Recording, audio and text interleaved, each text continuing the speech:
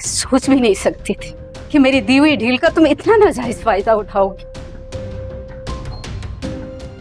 कहाँ से आया ये फोन तुम्हारे पास? मैं पूछो इससे कि ये खुराफात कहाँ से आया। अरे अगर तुम्हारे अब्बा ने देख लिया होता तो अब तक इस घर में कयामत आ चुकी होती। तुम दोनों पर सख्ती शुरू हो जाती, मेरी तरबियत को जलील किया जाता। सब इसकी वजह से। छोड़ दे मार दे, मत छोड़े मुझे।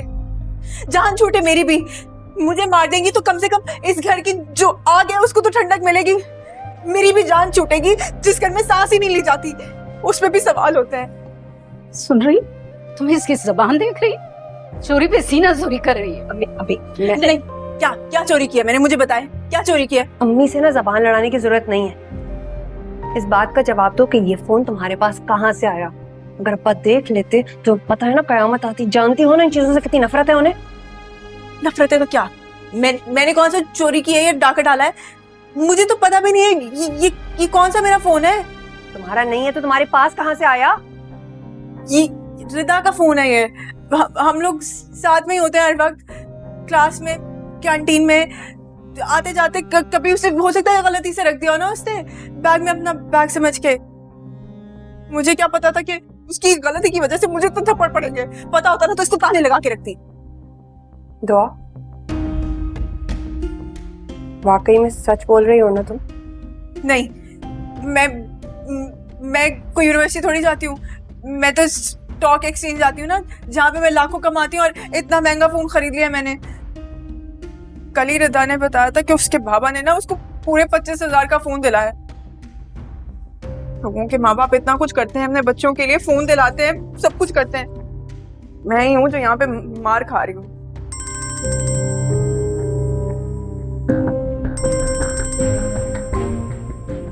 रिदा का फोन होगा ना, अपने भाई के नंबर से करी होगी पूछने के लिए कि फोन कहाँ है।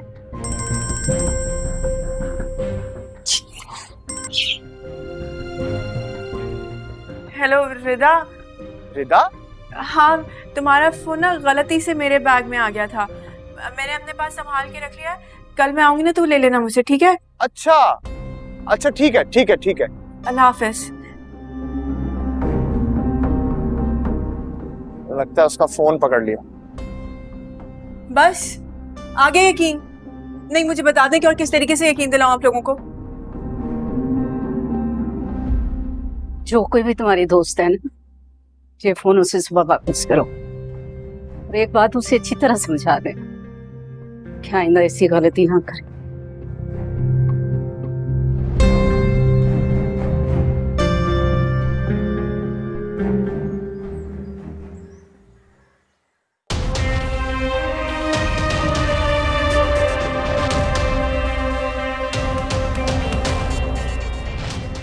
सलाम साईं। वालेकुम अस्सलाम। बैठो। हाँ, अब अपना अपना मसला बताओ। हाँ भाई रबनवाज, बोलो इस बार फसल कैसी हुई है?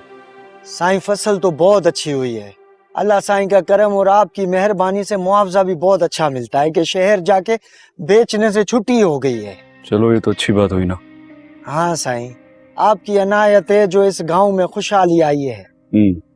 कोई मसला है तो बताओ। साईं एक मसला हो गया है। आप तो जानते हो ना, मैंने पिछले साल दूध दही का काम भी शुरू किया था। मेरी भैंसें मर गई हैं कुछ दिन पहले, जिसकी वजह से बहुत परेशान हूँ साईं, और कारोबार में भी बड़ा फर्क पड़ा है। अगर आप एहसान करके मुझे 2 भैंसें खरीदने का कर्जा दे दें, जो मैं आपको जल्दी चुका दूंगा। रबनवाज को 2 भैंसों के पैसे दे दो। जी सही। साईं मेहरबानी, साईं बहुत मेहरबान। अच्छा रबनवाज, इसमें से 1 भैंस तुम्हारे लिए तोहफा है हमारी तरफ से, दूसरी का कर्ज उतारते रहना। वो भी सिर्फ इसलिए ताकि तुम्हें मुफ्त में मिली चीज की आदत न पड़ जाए। खुददारी की कमाई की बात ही कुछ और होती है। हाँ साहिब, बिल्कुल ठीक कहा आपने। साहिब मैं आपके लिए छोटा सा तोहफा लाया हूँ, अभी लाके देता हूँ। साईं ये मैंने अपने हाथ से मीठा दही खास आपके लिए बनाया था। शहर में कहीं पे भी आपको ना रब नवाज के हाथ की दही नहीं मिलेगी। कबूल करें साईं। शुक्रिया।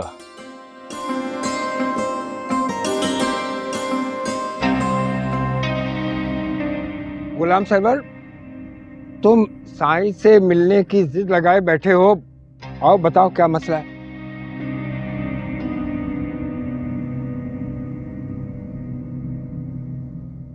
अस्सलाम वालेकुम साईं। साईं, मैं बहुत दिनों से आपका इंतज़ार कर रहा था कि आप आए तो मैं आपके सामने अपना मसला रखूं। मैं तुम्हारे दरमियान ही हूँ, बोलो क्या मसला है? साईं, अगले महीने मेरी बेटी की शादी है, पर ये कहता है कि मेरी बेटी की शादी नहीं होने देगा। क्यों भाई, तुम्हें क्या मसला है? क्यों नहीं होने दोगे? कैसे हो सकती साहिबा की शादी किसी और से? मैं उससे बचपन से मोहब्बत करता हूँ। सिर्फ तुम्हारी मोहब्बत से फर्क नहीं पड़ता है। लड़की तुमसे शादी करना चाहती है या नहीं, ये जानना जरूरी होता है। वो भी मुझसे मोहब्बत करती है।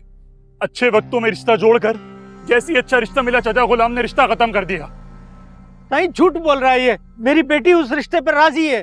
इतना झूठ मत बोल चाचा गुलाम, कुछ तो अपनी उम्र का ख्याल रख। ए खुदा का वास्ता, तुझे खुदा का वास्ता मेरी बेटी का पीछा छोड़ दे।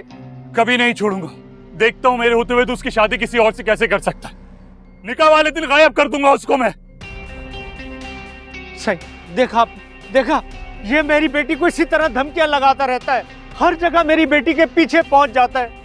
सही, अगले महीने उसकी शादी है, उसके ससुराल वालों को पता चल गया तो उसका ब्याह होने से पहले ही खत्म हो जाएगा। फिर कौन करेगा मेरी बेटी से शादी? कोई भी शादी नहीं करेगा उससे। काट के रख दूंगा उसके दूल्हा को। साहिबा सिर्फ मेरी है। चाचा, इज्जत से मेरा निकाह उसके साथ कर दे, वरना जो होगा तू खुद भुगतेगा। तमीज से बात करो। ये मामला मुझ तक आया है। फैसला क्या करना है ये मैं ही तय करूंगा। बोलो गुलाम सरवर, क्या करेंगे आप?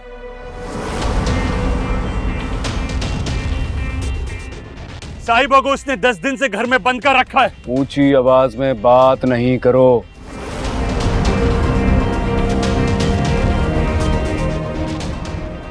मेरे लोग जाएंगे, उस लड़की से जाके पूछेंगे। अगर उसे तुमसे शादी करनी होगी तो तुम दोनों की शादी मैं करवाऊंगा। कभी नहीं भूलेगी।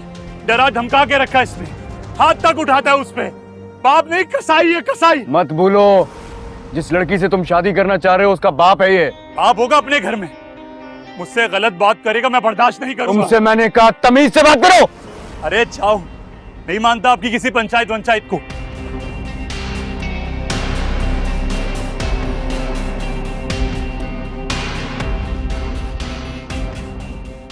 अब होते कौन हो मेरी शादी का फैसला करने वाले? जो होगा मैं खुद कर लूंगा। और चाचा तू भी सुन ले, तेरी बेटी की सिर्फ मुझसे शादी होगी।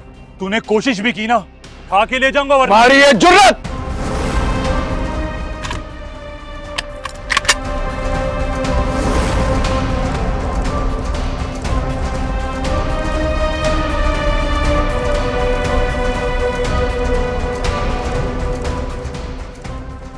मेरे सामने मेरे गांव की लड़की को उठाने की बात कर रहा है। तेरी हिम्मत कैसे हुई? क्या लगता है तुझे छोड़ दूंगा मैं?